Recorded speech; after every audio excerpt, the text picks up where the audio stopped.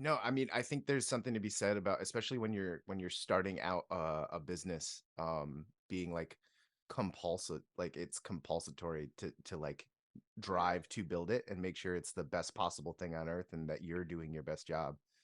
Like, Yeah, it's well, yes, yes and no, yes and no. I mean, not to be a contrarian, I guess it's just that do you in, regret in mi- the 4 a.m. nights, like sleeping in the shop? Like, uh oh hmm. I mean, that's why I was able to launch my brand was because of the success and recognition for my repair work. I guess the only thing that I can say, and it's interesting because I have zero business education. Like literally, couldn't balance a checkbook when I graduated from NEC, which is like a whole other thing that we need to talk about with music school education. It's like, are you kidding me? Like these people need to manage their money better than normal people. And like, okay, anyways, so but since then, like I've really tried to educate myself a little bit more and like been fascinated by case studies of other small businesses and like in most cases that is how successful businesses operate. Whoever the founder is at some point in their life puts in every ounce of an their obscene time and amount their of time. Yeah. yeah, for sure. I mean, there's very rarely something where somebody just gets rich super quick for doing very little work. Like that Yeah. doesn't really there has to be that sweat equity. All I will say is that again, kind of going back to the psychology, the artist psychology, is that I think it's really easy to get trapped in, the definition of who you are by what you do, if that makes sense. Yeah. Yeah. So, No. like, super easy for us as saxophone players. I'm a saxophone player. That's how I define myself. My entire like existence of success and self worth is completely tied to. Do you know what I Yeah, mean? And like no, that's what the welcome business. to the yeah, my last 6 months of therapy is I'm a saxophonist. What else do I have? Yeah, for Yeah. sure. And dude, those are really tough answers. Sorry, questions to answer. It's yeah, I'm not going to go into like demographics and growing up as a cisgender white male in this particular podcast. But all that being said, that's what happened to me. And it wasn't really until the last year that I finally was able to just kind of peel myself away from being so obsessive about Boston. I'm Boston Sax Shop, I'm the face of Boston Sax Shop. I do all Yeah, this, and like that's my entire meaning in sure. my life. Yeah. And if something goes wrong with the business, then I'm like personally, it messes with my life. It messes with my mood. It messes with my sleep. So that's the only thing that I would say is you have to find a way to not, to be able to cut yourself off and still retain that sense of who you are outside of what you do. That's all. Yeah, yeah. No, that I mean, that's yeah, finding that balance is the trickiest part of I feel like running anything. Especially Hmm. when you're hands-on for so long. Um like it's just eventually burnout happens no matter what. So you have to like try to Yeah. figure out how to triage that ahead of the time so that you're not constantly just like snapping at every human in your existence.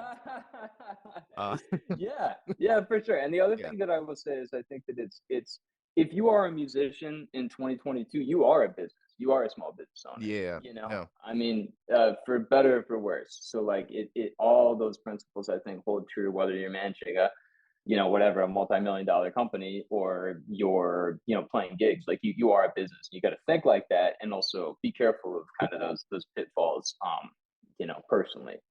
No. Oh, that's yeah. Yeah. Have you always were you always in the Boston area? No, no, I grew up outside of Chicago, and Oh, then yeah, yeah, okay. and I did my undergrad in the Midwest at the Cincinnati Conservatory, Okay. and then yeah, I came here because like New England, because I just really wanted to study with Jerry Bergonzi. I like put all my eggs in one basket, and somehow I don't know how got into NEC, and yeah, I just kind of fell in love with the city and stuck around. Stuck around. No, that's cool. Awesome. Um, so fixing saxes turns to Hmm. building up. What I think what I like most about the trajectory of like the the items that you've slowly built up which Mm. I haven't like gone to your website until like an hour ago. In probably about like maybe I guess I probably hit it up every holiday season to make sure there's something that I want from it. Okay. But like it's just unbelievable how many things that are actually on it now. Because like once you create something valuable, it like it stays there, and you just seem to keep coming up with more things that are like, well, we need why don't we need this? We need this. We need this. Like what made you decide to like pivot to creating your own things?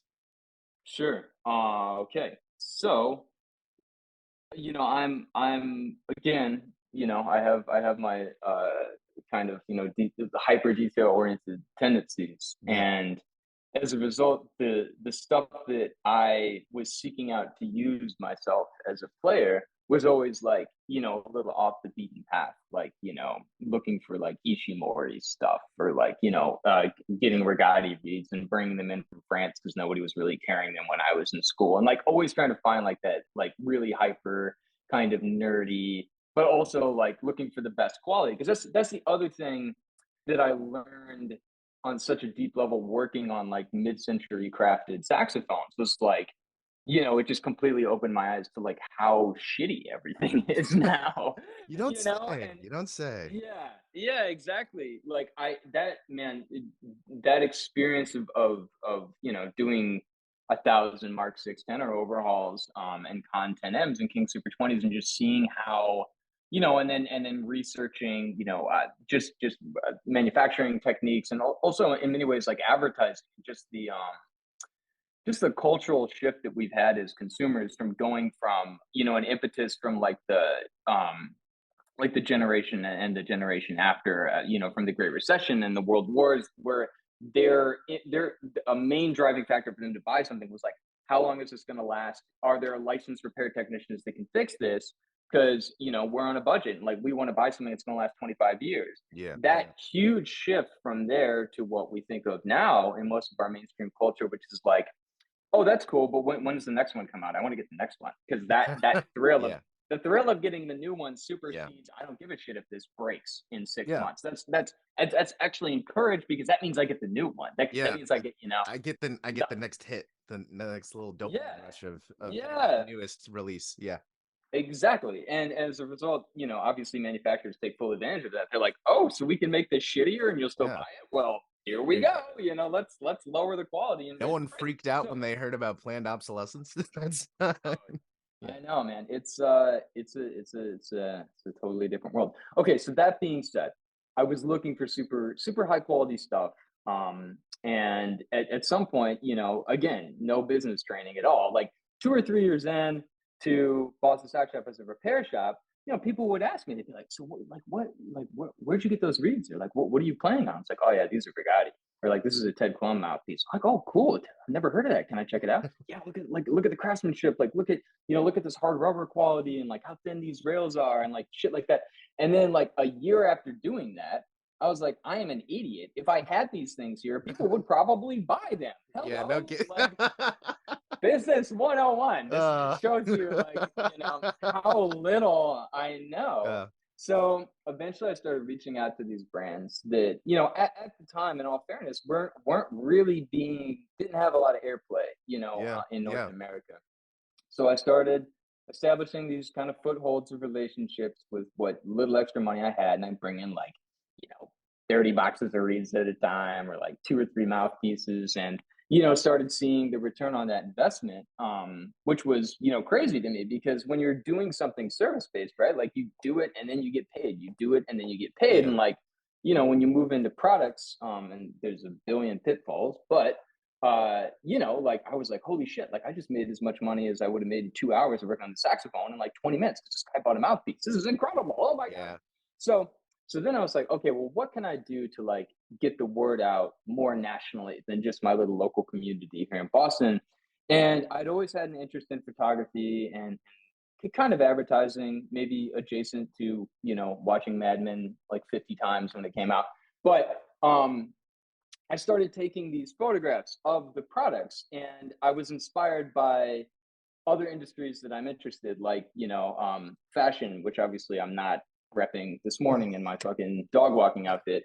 But and watches and believe it or not, high-end eyewear and shit like that. And the Yeah. trends for those brands were so much more, for obvious reasons, ingrained in more lifestyle photography shots and what I'm sure but like they call these flat lay photography, where you'll have like a central product and you'll have like a bunch of other products surrounding it that makes it seem like, oh, this just Yeah. like, oh, I'm just looking at my desk and I've got like my Creates the eyeglasses and atmosphere. Yeah. yeah, for sure. Literally how I'm So sitting right now with my desk set up to make me feel better right. about talking to you. Okay, hilarious. uh, I'm sorry. But, so that's how I started shooting these products because again, at the time, like at best on somebody's website, they just had like stock photos from the manufacturer that were like white yeah. background, here's this image floating in space. There's no context, there's no feeling of what that product even is or what it represents or what community of people. It's just a fucking, black mouthpiece on a white background. So I started taking these photographs and posting them on Facebook. Eventually, I got a website together, and everybody really liked it. And I started seeing my sales increase, and like I moved into e-commerce with these products. And then after kind of like a year or so of like riding this high, I started seeing more and more people carrying these products in music stores that had way more capital to invest than I did. And it even got to the point where like I found people like using my photographs on their websites and stuff. And I realized at that point, because the business was definitely not at 50-50 between repairs and retail, but like certainly I was starting to rely on that retail money to, pay my rent. I was like, this is a little scary because I'm now competing with other people online. And of course, I ran back to my the people that I was carrying stuff for. I was like, "Can you give me exclusivity?" And they're like, "No, No. yeah, who the fuck are What? you? We're not going to give you that." So I just kind of felt hamstrung, and I realized, on top of everything else, and I'm not going to become uh, too much of a negative Nancy here, but like even with these products that I was bringing in, which were amazing, and I still think extremely highly of all of the brands that I mentioned, and more brands than people would like to think on Instagram, for a variety of different reasons. But there was always something that I would have done differently, like I was carrying BAM cases, and I was like, these are great, but like, man, this handle, like I would change up Yeah. this handle, or like, These are great, you but know, that's that. Yeah, no, that's yeah. so that being said, I kind of these two things hit at the same time. And I was like, I don't want to compete with people selling on Amazon, selling the same stuff that I'm struggling and putting way more effort into marketing, organic marketing at that time, Yeah, not paid yeah, marketing. And like, I kind of wanted, like, there's some stuff that I think there's a gap here. So I think the first product I made was just like the neck strap, just yeah, the basic neck strap because I love like the old Oleg straps, but I was like, what if somebody could figure out a way to make a metal hook? Because that's always the debate, right? Like you have a metal hook, but then you have to worry about it messing up the ring. You have a yeah, plastic hook, then you have to worry about the plastic hook breaking. So like, not only how can we make this from some like really premium materials and use paracord, but like, can I make a metal hook that's got a plastic insert on the yeah. inside so that you get the best of both? And also at that time, so that's how I started. And like nobody bought these, nobody needed another neck strap at that point. It was, and Which now is they're funny very because I've popular. yeah, yeah. Yeah. That's yeah, But yeah. in the beginning, I think I was like, okay, I'm gonna make 100 of these, and then I sold like 20 in the first year. But Did you the freak one thing out? that Did you when that happened? Like we like, oh oh, yeah, what a waste of my time. Why would I? ex- exactly, because this took probably 6 months to get the first ones made, and we Yeah, continued to improve them even since then. And I was like, okay, well, I yeah. suck. Talk about Yeah, a like stressful ROI. That's not. oh yeah, it was super sad, and like I Yeah, almost gave up after that. 'Cause thank God I didn't, because the next one was the reeds. But the one thing that I'll say, which again, leaning into the cheese ball side of things, is that at the time I'd gotten really close with this incredible individual who was building hands down like the highest quality like audio equipment for turntables basically in the okay. world.